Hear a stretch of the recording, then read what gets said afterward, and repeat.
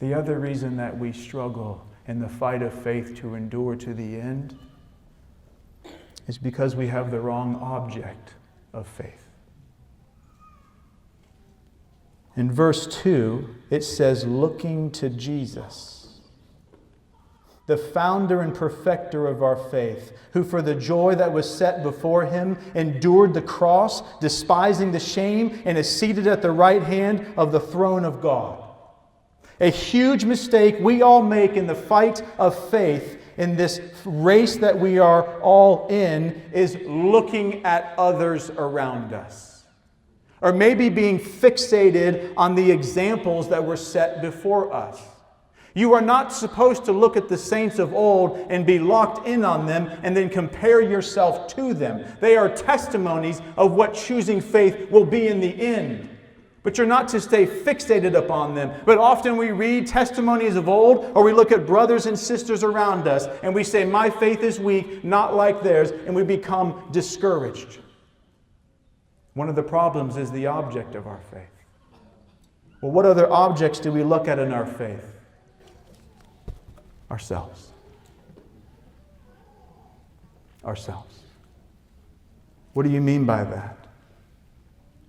Because we are given the onus and the responsibility and the command to endure to the end, to persevere. Then we look at ourselves and we try to conjure up enough faith to make it to the end. But see, when you're the one that's conjuring up enough faith as you look within, do you know where your faith is lying then? It's lying in you, in your own faith. We are not called to have faith in our faith.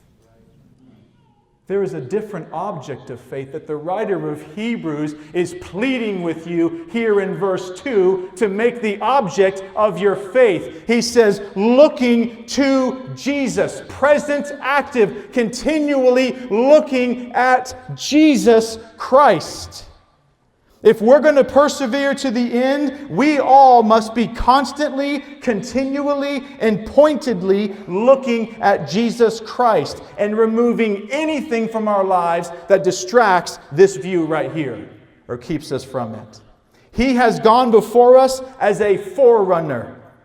He was perfect in faith. It says, for the joy that was set before him, he endured the cross. He's the perfect example and object of faith. One greater than Moses has come. One greater than Abraham has come. Do not fix your gaze upon Abraham, upon Moses, upon David, or upon saints around you, or upon yourself. Fix your gaze upon Jesus Christ, the author and perfecter of our faith.